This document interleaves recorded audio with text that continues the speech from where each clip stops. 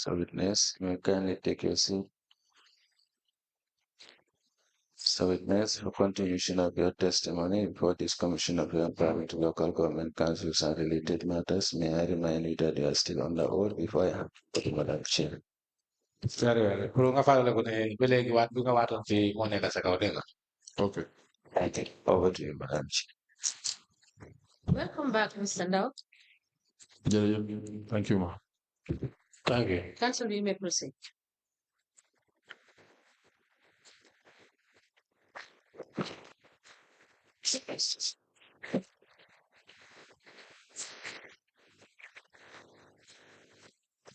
Yes, instead of just one or two questions. Okay. First, with respect to the banks, Yes. see that if you look at the gazette, Nena societe legi a very bank la. Nena societe kaset bi. you will see that the amount of money they pay for the license depends on the number of cashiers they have. Nena dafa melni ñoom lu ñoy fay dafa des si kaase ñi nga xam ne ñooñu lañu amee. Correct? Wow. Yes. Now, if you have between 1 to 3 cashiers, you pay $300 in a year. Nena so amee benn ñaar ba ñetti kaas ya da nga war a fay 300,000 per year. Yes. Yes. Waxal ci mic bi waxal ci kaw. Wow. If you have 4 cashiers, you pay $350. Nena so amee 4 kaas ya foofu da nga fay 350. Wow. 5 cashiers or more, you're paying $450,000. Nena 4 kaas ya $450,000. Wow. Yes. 5 cashiers or more, you are paying $450,000. Nena lu jëm ba juróom kaas ya wala lu ëpp foofu da nga fay $5,500. 400. 400 so amee 5 kaas ya da nga fay $450. 1,050. 450,000. Mr. Bojan, Very well. when you don't hear, I know you are fasting, Very well. but when you don't hear what the speaker is telling you, you ask the speaker to repeat Very well. so that you will not have so much errors in the agreement. The processor. Very well. Very well. Thank you. Thank you. So Ne loolu dafa correct. let me take that back. Ne nañu delluwaat mu bantuwaat ko. So if you have between 1 to 3 cashiers, Nee na soo amee benn ñetti kaas ya. the fee is $300,000. Nee na fii bu mu war a fay mooy $300,000. Wow. Yes. 4 cashiers, Nee na soo amee ñeneenti kaas ya mooy 4 kaas ya. you're paying $350,000. Nee na foofa da nga fay $450,000. $350,000. $350,000. Now, 5 cashiers or more, Nee na soo amee 5 kaas ya wala lu ëpp loolu. the fee is $450,000. Nee na foofa li nga war a fay si fii bi mooy $450,000. Wow. Yes. Now, for instance, we have Guaranteed Trust Bank. Nee na suñ demee si Guaranteed Trust Bank. In 2020, they paid $300,000. Nee na 2020 fay nañ $300,000. That's the minimum. Nee na loolu mooy lu ndaw. Now, how do you know if a bank have 1 cashier or 2 cashiers or 3 cashiers? Nee na naka nga dee demee ba xam banque bi nga xam ne ndaa ñu ngi am ñaari kaas ya ñetti kaas ya wala ñeneenti kaas ya naka ngeen day xamee. Wow. In regards to the banks, ñu ñëwee si yëfi banks yi. When we come to the banks In 2019, in 2019 we ma assume office. when I assumed office, Dañ ma wax ne it's the responsibility of the finance manager. I was told that it is the responsibility of the finance manager. ñoom moo de prepare invoices. They are the people who prepare the invoices mu jox ko messenger bi mu yóbbu ko si banks yi. and give it to the messenger to take it to the bank, So parce que ñoom dañ dee pay directly to the bank. which means they pay directly to the bank. So ñoom bank issues moom finance manager yi moo ko responsible. Yeah, for the bank issues, it's responsible by the finance manager. Okay, that's fine. Loolu baax na. Hotel accommodation? Nee na hotel accommodation. waaw hôtel si ñoom duñ dee nangoo fay parce que ñu ne dañ dee fay Gambia Tourism Board. For the hotels, they never allowed to pay because they say they used to pay to the Gambia National GT board. Gambia Tourism. Okay. Pharmacies. Nee na pharmacie nag. Waaw pharmacies yi dañ dee fay mooy Banjul mi ngi am ñaari pharmacies Kairaba. For the pharmacies, they do pay, and in Banjul we have two pharmacies like Kairaba pharmacy and Banjul pharmacy. Kairaba pharmacy and Banjul pharmacy. You only have two. Two big pharmacies. Two big pharmacies. You have 5 pharmacies. You have central pharmacy, and then you have the pharmacy at the ferry. You have another one at the New Primate. So you have about 5 pharmacies. Nee naa léegi fa am dem na ba juróom pharmacie. Well, am na ñoo xam ne ñoom dañ de wane pharmacy lañ waaye soo leen di approach dañ de wane drug store lañ. They are not approved. They call it a pharmacy, but if you go to them, you approach them, they never agree to say for pharmacy. It's a drugstore. Duñ dee produce license pour wane ne ñoom pharmacy lañ. Drug store lañ del produce license to show that they are pharmacies. They only show that they are drugstores. Okay, but let's rectify that because what is written there is pharmacy. You are right. Nee na pour ñu leeral foofu ba soo seetee soo ko seetee ñoom seen place luñ fa bind mooy pharmacie. Affirmative. Very. Now, how we see you have big pharmacy and you have small pharmacy. Nee na am nga big pharmacy yu mag, am na small pharmacy mooy yu ndaw. And you have the ones that are individually operated. Nee na te am na yoo xam ne kenn si boppam ñoo ko di operate mooy individual operate. Now, what is a small pharmacy? Nee na lan mooy pharmacy bu ndaw soo ne small pharmacy. Small pharmacy mooy yi ñu categorized as drugstores. They are the ones categorized as drugstores. Nga xam ne doo fa demee doo fa dee fekk doctor. And if you go there, you will not find a doctor there. Do you have the number of drugstores you have, Banjul? Nee na xam nga ñaata drugstores ngeen am Banjul. Dinaa ko am waaye I don't have it of head. I will know, but I cannot know it of head. All right.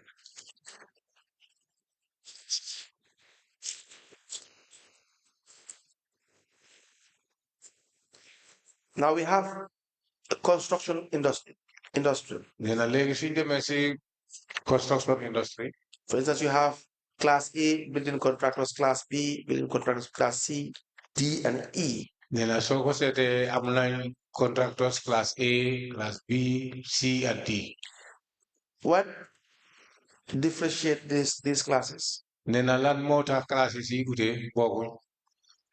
It's according to the value of the contract. It's according to the value of the contract. Now, how do you value the contract? The contract. Contract bi naka nga ko evaluate? Well, the construction companies. The construction companies. I think in Banjul from 2019 to date. I think in Banjul from 2019 to date. Benn construction company rek moo ibi woon waaye te boobu dafa close the same year sax. Only one construction company have opened, but right now it have closed. Parce que self assessment la dee nekk soo su ibee dañ ko dee laaj yow fan sa business bi naka la toll.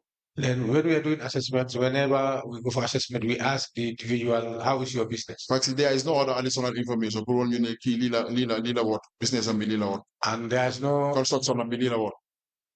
There's no additional business that indicate to us that that is the business, how the business is now. So few other construction companies like come ni defar port bi Albakai. It's just very few construction companies like those who are building the ports. Guy Construction. Guy Construction. Well, those are the two major construction companies in Banjul. They are now, those two are the major construction companies in Banjul. Now, so they can pay between 10,000 to 100,000. Then ñooñu mun nañ fay doore ko 10,000 fukki junni ba 100,000. Oh. Yes. Who decides where they fall? Nee na léegi ñoom lu ñu war a fay kan moo ko dee xalaat moo ko dee decide. Me. Myself. Based on what? Nee na ci kaw la. Self-assessment. Self-assessment.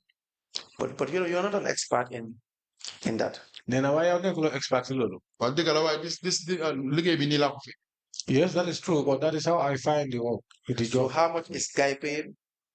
Now, Guy pay ñoom ñaata lañ koy fay? No, Guy road construction company 200,000. The road construction company 200,000. Ba pare daf lay fay dry port and bitumen. Waaye ba pare daf lay fay dry port. danga wax si mic. Wante ba pare daf lay fay dry portam bi. And they pay the dry quarter. And the only the company you have in construction is called, what's the name? Albakai mooy ñu defal port bi. Those are the people who constructed the ports. Albakai. How much do they pay? ñaata la ñoo fay? $100,000. $100,000. Now, you don't have individual contractors? nee na amuloo individual contractors. Individual contractors ñu ibi yoo xam ne dañu ibi office no. No. So if they don't have an office, where do they fall? nee na suñu amul office ñoom si ban catégorie la ñoo fall? No, suñu amul office mënuma ko identify nekk individual construction company. No, without office I cannot identify as an individual construction company. But if you work in a place where you see people doing construction, they say building a house. nee na waaye soo toogee nga gis ñooñu xam ne ñu ngi def construction, for instance ñu ngi sampani. Now the person, the contractor in that process, nee na contractor bi xam ne moo fa nekk would have to fall under contractors. nee na moom tamit war na bokk si contractor yi. Wow. Yes. Wow, exactly, you are right. Yes, you are right. So now how do you get them paid? nee na ñooñu naka ngay kiyee ba ñu fay la ñooy fay. Wow, construction within from la ñi am office within the jurisdiction of Banjul ñooñu la responsible. I am only responsible for those who have office within Banjul. Yes. So let's put it straight. Once you are a construction company doing business in Banjul, building houses in Banjul, you have to pay. nee na soo nekkee construction boo xam ne yow sampa kat nga tey danga dee sampa bañ si biir Banjul ngay sampa ay néeg si biir Banjul mu ne danga war a fay. You are doing business in Banjul. nee na yaa ngi def business Banjul. Causing a lot of inconvenience. yaa ngi attaqué amul inconvenience. Pollution mooy traffic inconvenience. And you don't pay for nothing. You don't te fay no dara war ngaa fay kay. Because a lot of the construction materials that left there is supposed to be cleared by Banjul City Council. nee na am na bagage yoo xam ne soo ko bàyyee foofu fi nga xam ne fi nga def sampay Banjul City Council ñoo ko dee. Council get those resources to clear these construction materials. So council ñoom fan la ñoo am xaalis wala xaalis bi naka la ñoo amee bi nga xam ne boobu lañ dee jël di dem di dépense pour clear place bi wala ko dee place. So they definitely have to pay. ñooñu dañoo war a fay. Okay.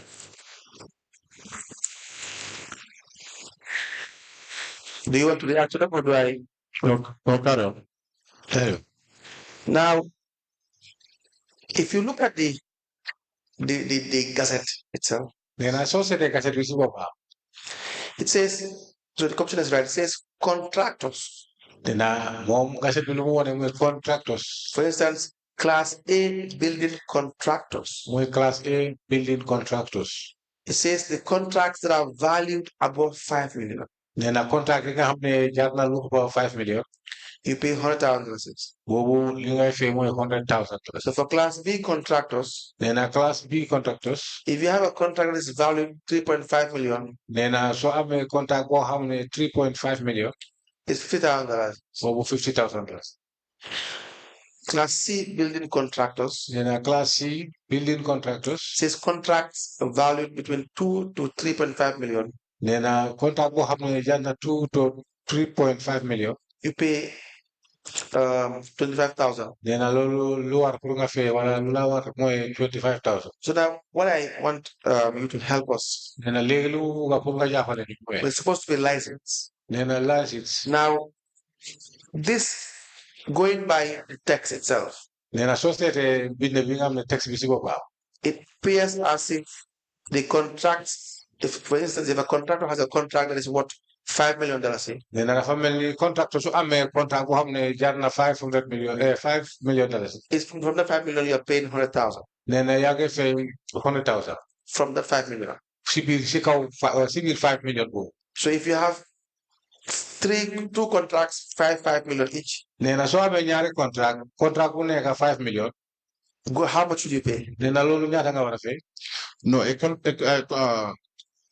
contractor bi su dee dafa am entity bi lañ dee charge. We don't charge the contract. We charge the entity as a company. We don't charge the contract, but we charge the company as an entity.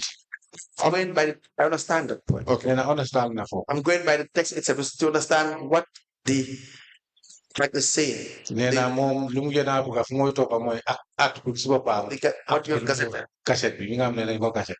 So you see whether you are charging in accordance with the law. Nena pour nga gis ñu gis ne ndaa li ngeen dee charge dafa ànd ak loi bi. Or maybe my understanding is wrong. Wala moom si sama bi nekkut àndut ak lu bëri. Says construction industry.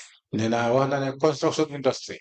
Class A building contractors. Class A building contractors. It says contracts valued above 5 million. Nena contracts you have no so high my dem na bi over 5 million. Fee is 100,000. Nena li nga war a fee foofu Now 100,000. Now for contracts valued between 3.5 to 5 million. Nena contract yi nga xam ne between 3.5 to 5 million. Is $50,000. Boobu soo ko seetee 50,000.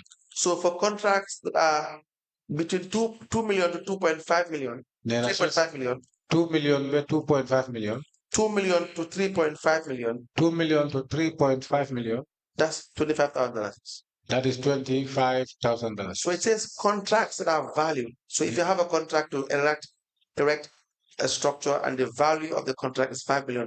Then a lady so I'm a contract to ko have ne am na moy samba why value am be is them na be $500 million. So for instance, those who are the category A building contractors are the ones that have a value. A contract is valued $5 million. Then ñoo xam ne ñoo nekk class A ñoo ne am contract bi nga xam ne value bi dem na be $5 million. That is going by the text itself. Then a text bi si boppam. Now maybe you can help us with the application. Then a léegi yow nga mën nga ñu jàppale si application. Well, a contractor that is worth $5 million a contract. A contractor that worth $5 million is contract. So you say office when we came to his office, what only you gonna charge like more the above the 100,000 that is 5 million. That is what we are target the 100,000 for. What's it? They charge a million. They charge according to contracts. But we don't charge them according to the contracts, but we charge them according to the. What's it better? You're gonna charge the license once a year. Only once you can so to charge somebody for per year. Charge 100,000 January. You cannot be able to charge individual to pay. February, I'm 2.5 contract. I charge at for and February 1,000. You happen to have another contract of 2.5, then you come and charge him another 100. So you just charge once. You just charge him once. All right. Now, so but you don't have a value. You don't have a value. So, for instance, the individual contractors, you lose on these ones because you don't know how to get the fees. No, amul leen value parce que soo ko seetee am na ñoo xam ne ñoom dañoo research nga gis ne ñoom doo leen dee am exactly pour nga xam ne because amul leen value. Wow. Big contractors. The big contractors, for instance. Lu mel ni Albakay ñi defal port bi. Like Albakay, those who construct the port. And Guy Constructions. And Guy Construction. So automatically you have they are worth more than 5 million. They are worth more than 5 million. But send contracts is everywhere on the media. How many send contracts? Because we all know the contracts, the type of contracts they have, even the media knows. Why in contracts before you have self-assessment? But the other contracts, we need to make assessments with them. But I would better information, additional information about provide because there is no other additional information that is provided to me for me to know exactly this is this exactly. But that was clear already. Then I won't clear them. For all the construction happening in Banjul. Then a mom contracts to see legal contract you We know in fact what you have. I'm not exactly no, what you have in this country for the most part. Then I knew I'm seeing the most part. So for the most part of it, they don't register. Then they register it. Or most people would not even incorporate it as a limited liability company. Incorporate as a limited liability company. So you have individual contractors. Individual contractors. You know this one is a good contractor. A good contractor. And they are engaged. And they engage. And most times they don't even sign contracts formally. They sign contract formally. Do they pay? They don't pay. No, they don't pay. Why? Any reason? contractors yi nga xam ne am nañ office rek lañ dee charge. As I said, those who have offices are the people we charge. parce que am na ñoo xam ne soo leen approché sax duñ la mën a ay wax ne ñoom dañ la duñ la mën a wax sax ne ñoom contract lañ amee wala leneen. Some of them, if you approach them, they cannot be able to tell you whether they have. So only contractors yi nga xam ne nii ñëpp mën nañu visible xam ne fii la ma seen office nekk ñoo di fekk. So it's only the contractors that are visible and we know they have their own place. That is the people we follow that they pay. So if someone doesn't have license to do business, should they do business in Banjul? If someone doesn't have license, it's not issued with a license to conduct business in Banjul, should they do business in Banjul? Nena koo xam ne amul license pour mu def business Banjul nena ndax moom dafa war a def business Banjul wala dafa def business Banjul. According to the law, no. According to the law. So the individuals that are engaged in construction, is that a business? Nena ñoo xam ne ñoom seen bopp la ba pare ñu ngi concentré ci construction bi daa loolu business la wala. Mun nañ ko unregistered business what's the majority? Yes. So is that a business or not a business? We can call it unregistered business. That is a business. Yeah, it's a business. It's a business now. Yes. So for you are saying for all those ones, it's not regular. You don't have any payment done. Nena kon ñoo ñëpp war ko loolu nga bëgg a wax fi mooy ñoom amul luy dee fekk.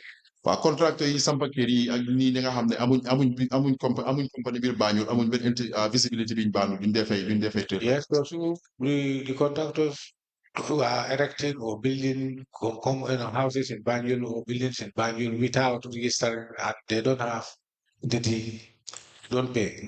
Fashion shops. Then bitiki yi nga xam ne fashion shop la. You also decide how much they pay? Then boobu yooyu tamit yow yaa de xalaat ñaata lañ war a fay.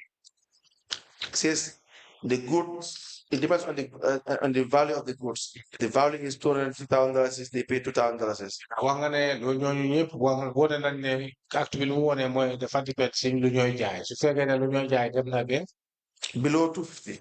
Below 200 and $1,000. That's $2,000. Loolu $2,000. So how do you know the value of the goods? Nee na léegi bagage yi fa nekk yow naka nga dee xamee value am. Well, value of the goods, think what they have more. So they may, for instance, January, February, could charge them. For instance, if you go to charge them in the month of January, February. So then they have guys send turnovers. Then you need to know their turnover. Then they provide some turnover. They will provide their turnover. So from their turnover, that sales in then from the turnover, the sales they have. So for the they are worth around 5,000 or 2,000. There we know these people they worth around $5,000. Well, they have the minimal revenue payment earning. Because we know that they have minimal earning and the others they have more earning. But again, it all depends on what you think as a manager. The fact is, yow sa bopp li nga xalaat comme as a manager. Well, the same system, right? Yes, as the same. And the same that I adopted that. And the same applies to hairdressing salon, the mechanized carpentry workshops. Nena loolu yëpp dafa ànd dem na ni ay salon ay carpenter workshops. No, hairdressing salon is fixed 500 la moom amul. For hairdressing is a fixed price. 500 for all. Yes. Nena yëpp. Yes. Okay. And the barber shop as well. Exactly. And a barber shop, yep. Exactly. The shoemakers, so they pay $500. And the barber shoemakers, $500. Yes. The entertainment too, same thing. They have entertainment, yep. Same price. Fixed level. Fixed price. But do you have entertainment groups paying? Then I'm not entertainment groups. Entertainment groups, Banjul, DJ rek no fa nekk. Only the DJs. It says entertainment. Then I'm not entertainment. For foreign bands, local bands, nightclubs, social clubs. Local bands, nightclubs. Musical set. Mobile musical sets. Recording studios. PA system hire. PA system hire. PA system hire. Do they pay? Do you have records of this? No, Banjul amul nightclub. Banjul, we don't have a nightclub. Amul local bands. Local band, musical band. Local musical band amul fa. No, only DJs yi nga xam ne ñoom DJs rek la jàpp. we have only the DJs. Do they pay? Nee na ñoom dañ dee fay. DJ yi ay fu ma jaar ma cross check I must cross check. They don't pay. I cross check. No, dama bëgg I don't want to speculate dama bëgg cross check. Okay. You have a seafood industry in Banjul, of course. And I'm a seafood industry. You also have chicken dealers as well. And I'm got chicken dealers. Wow. Do the chicken dealers pay? Nee na ñoom dañ dee fay. Well, chicken dealers yi and chicken dealers yi local seed dealers yi ak livestock dealers yi. Chicken dealers, local livestock dealers, and livestock dealers. Waaye ñoom dañ dee fay daily. They do pay daily. So dañ amoon benn time dañ leen approach woon pour gars yi fay. Last time we approached them for them to pay. Waaye dañu mën a wax ne mënuñoo fay daily ñu fay license. But they told us that they cannot be able to pay duñ mën a fay daily. Daily and pay license. Suñ ñëw daily dañ leen dee countal seen xarit gars yi fay ko daily. Because whenever they are doing this daily collection, they come there and they pay daily. So ñu ne ñoom duñ mën a fay daily ñu fay license so benn rek lañ mën a fay. So they claim that they cannot be able to pay both daily and so council only pay one. Wow, so city council bi mu ko checkee mu gis ne daily bi moo gën a profitable pour council. But when the council checked, they realized that daily is more profitable than so si lañ ma pour ma abstain from this ma bàyyi leen ñuy fay. Then there I was told to abstain from them, to leave them to pay, continue paying. Is it mandatory that they must pay the daily? Do you have a tariff for the daily where they are captured? Then loolu ñooñu mandatory la dañu war a fay daily. Daa am ngeen foo xam ne dañ leen xayma ne ñoom lii lañ war a fay daily. No, daily bi is from market bi la. No, it's not license. It's the so why do you have to pay? Because the license says that the license act, the Gazette has a column for chicken dealers. Nee na soo ko seetee Gazette bi moom am na page bi nga xam ne foofu pour ñoom la ne ay chicken dealers. Waaw loolu dëgg la mooy li ma wax rek. That is true, as I said. And they should pay $1,500 for frozen ones and live birds $500. Nee na dañu war a fay $1,500. Ñeneen ñi dañu war a fay $500. Waaw loolu dëgg la mooy. That is true. This is what they should pay. Nee na lii dañu ko war a fay. Waaw lii lañu war a fay waaye dañ kay mooy li ma la wax rek. dañ gis ne fay di pay daily on daily fi ñu nekk ñu fekkal leen fa ñu dogal leen ticket ñu fay daily moo gën a profitable 1,500. I realized that to go daily, find them and issue them ticket and they pay daily is more profitable than paying license. te ñoom low business owners yi dañu wax ne mënuñoo boole ñaari fay mënuñoo fay license fay daily. And there are low business owners. They claim that they cannot be able to pay both of them daily. License should not be paid daily. It's like charging the banks yearly and also charging them daily as well. Charging the industry, the seafood industry, or the companies license every year and also every day they have to pay. They cannot do that.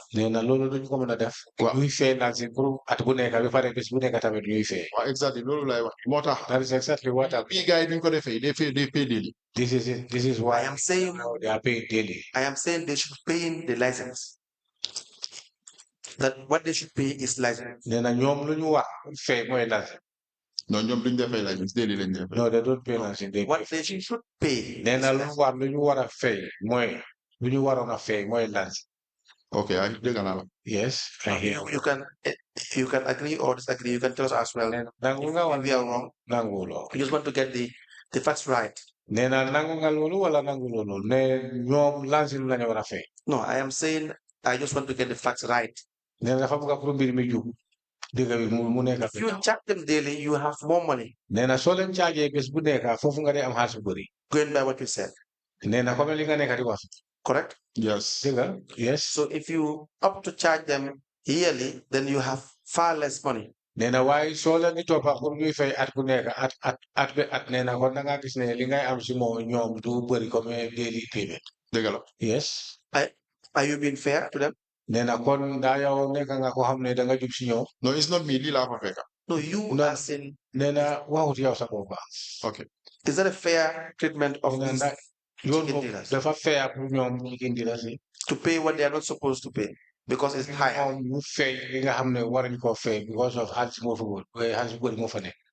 Well, it's just lii dafa nekk décision boo xam ne dañ ma ko jox rek ñu ne ma bàyyil stand down bàyyil gars yi di fay seen biir. This is a decision that they instructed to me that let me leave them for them to pay. But you see my point.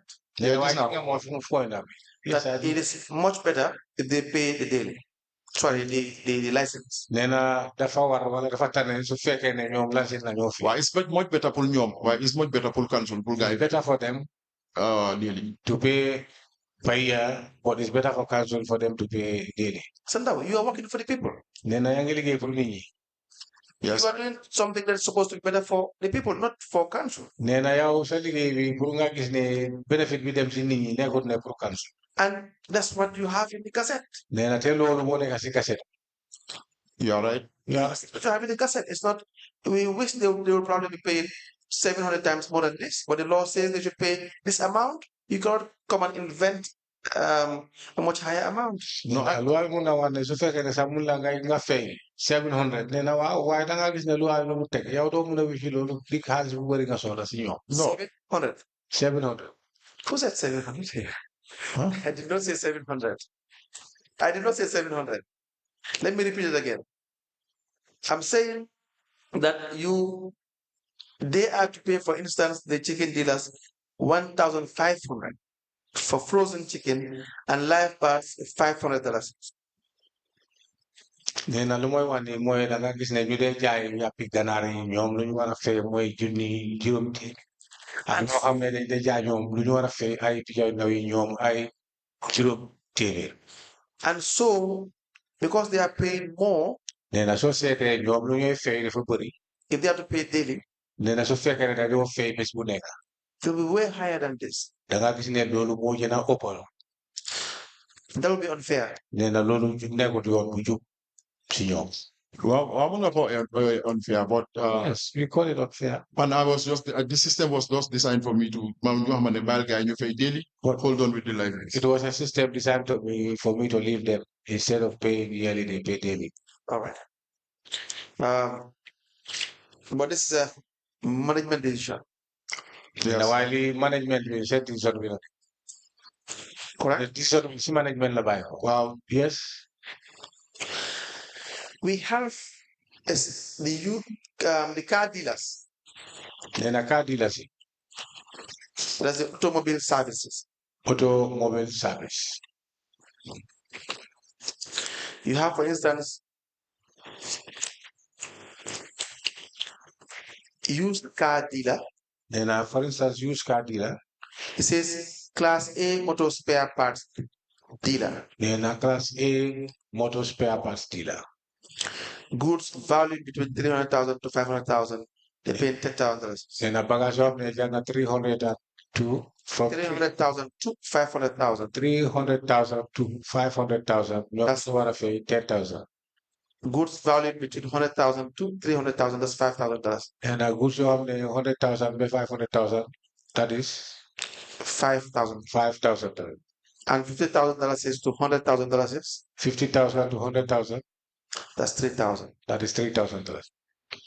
You have discretion regarding the value of the spare part dealers. Do I have a discretion? See spare parts dealers. Of course. Of course. Man have the same self-assessment ak ñoom. I do go there and I make self-assessment with them. But say council amul beneen additional information boo xam ne is provided for me. There is no other additional information that is provided for me. So man maa ne defal suma self-assessment maa ki ma dee àndal.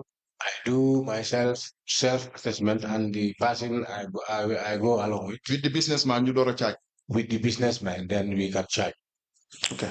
I believe the same goes to all others. I mean, that will be all for this witness. We'll call you back once we have assessed the once there are questions, we will call you back. Okay. Once we have assessed it. Then I believe the feeling among why so fake and nine set more jar or that nine or we will give him a date. Then I know your best for the evidence you have to bring. Regarding your accounts.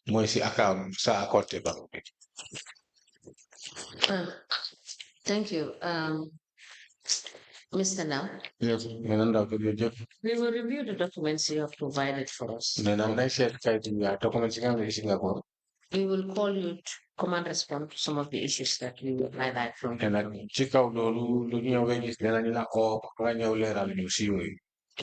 Now, you have been asked to bring certain documents. I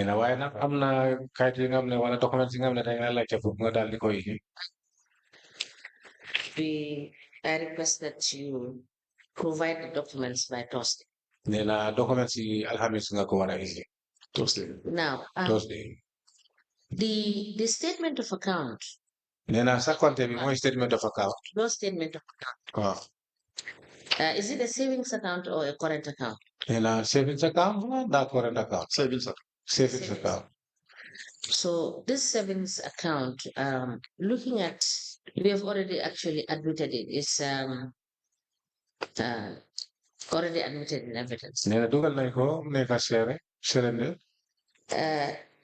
The total sum of deposits that you've made into this account is 4 million. 772,000. 549.16. 549.16. I believe council has requested that you bring evidence. Remittances that you have received. Probably monies you have received to deposit into this account. And this account covered only is from 1st of May 2019 to 1st of October 2023. Is that correct? Yes. Very well. We needed your statement from 2018 you were not with council. No. 2018 2019 did you start work? 2019 February. Month of February. And when did you open this savings account? Savings account I must cross it. All right, please note it and check, because this one, it stated the opening balance is 1st of May. And what we have as a copy statement is from the 28th of June. So you let us know when you open this account. And this date should correspond with the date that you took up your appointment at the council. Thank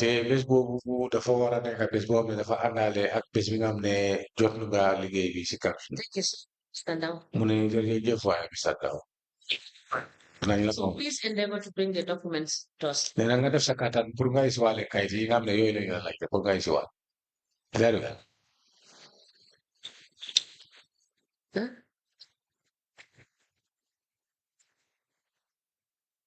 Who is that? Please call him back. Did I decide? No, did I decide the witness? I did not say that I have said. Please call the witness to come.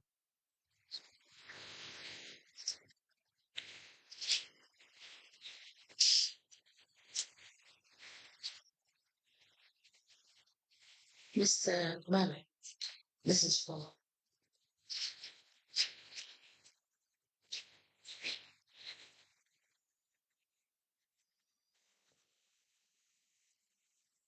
Sorry. I apologize. Sorry, we did not, I did not even discharge. I apologize. You want me to keep you here? Today is No. I'll keep you here. I apologize. All right. Next time when you are done with your evidence, you will wait for us to discharge you. Okay. So that we will not say something else and then you will not get to hear what. Okay. Thank you. You are discharged. Thank you. You may rise.